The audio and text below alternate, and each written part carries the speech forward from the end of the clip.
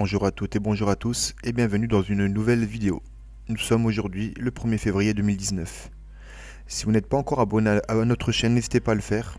N'hésitez pas également à activer les notifications en appuyant sur la petite cloche. Et n'hésitez pas également à vous abonner à notre page Facebook que vous trouverez en lien dans la description. Après Madame Marchand, conseillère de du couple Macron, ex-dealeuse qui avait été surpris avec 500 kg de shit dans son coffre il y a plusieurs années, qui a fait 4 fois de la prison. Je vous invite à voir la vidéo qui traite de ce sujet. Nous avons une autre pointure encore, qui est une cadre dirigeante de BNP Paribas. Pour l'instant, il ne s'agit que de soupçons. Cet article a été publié par Marianne le 10 janvier 2019. Donc nous allons commencer la lecture. Et je peux vous garantir que l'expression planquer son argent sous le matelas est plus que jamais d'actualité. Donc je commence la lecture. Trafic de drogue. Une cadre dirigeante de BNP Paribas soupçonnée d'avoir participé au blanchiment de plusieurs millions d'euros. L'ex numéro 2 de Carrefour Banque est soupçonné de blanchiment et association de malfaiteurs dans une affaire d'importation de stupéfiants.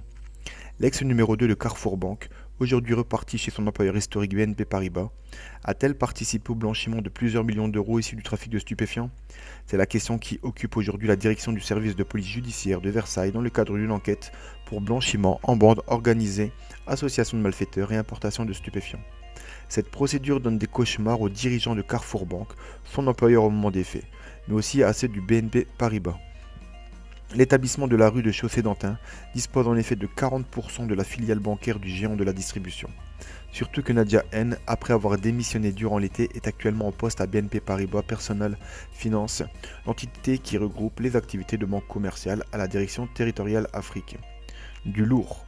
Selon nos informations, des audits ont été réalisés courant décembre afin d'identifier l'ensemble des opérations menées par Nadia N afin de vérifier que tout est clair. Car pour l'heure, plusieurs points ont été établis par les enquêteurs. 8 montres de marque de luxe, Chaumet, Cartier, Rolex, pour une valeur totale d'environ 100 000 euros, ainsi que près de 65 000 euros en cash ont été retrouvés à son domicile parisien. Les policiers n'ont pas perquisitionné chez elle par hasard. Je ne pourrais pas lire l'article complet. À l'origine, l'arrestation en flagrant délit au cours de l'été 2016 de 4 personnes en train de décharger près de 1 tonne de cannabis. La piste qui remonte ensuite les mène droit vers Nadia N à l'issue de sa garde à vue ainsi que de celle d'une de ses filles. Les soupçons des enquêteurs se confirment.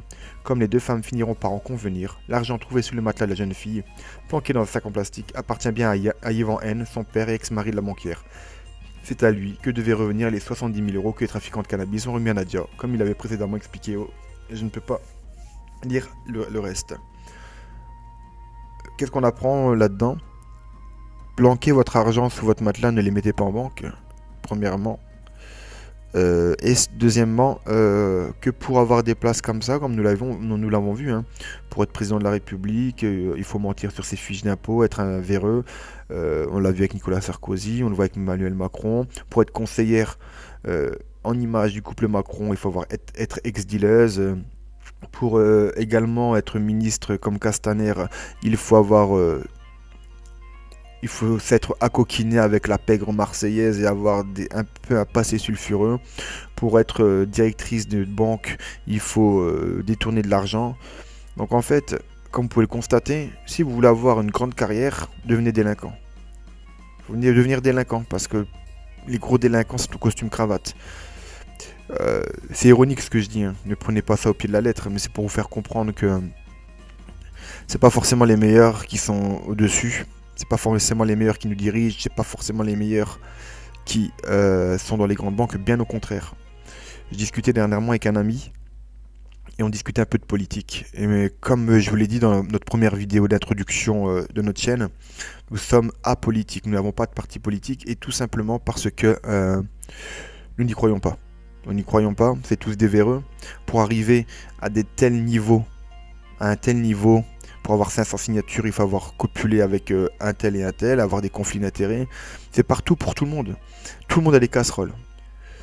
J'espère que cette vidéo vous aura plu. Et Cordes Sensibles et moi-même vous souhaitons une excellente journée. Et n'oubliez pas également de vous abonner et à notre page Facebook et à notre chaîne YouTube. Merci pour votre fidélité.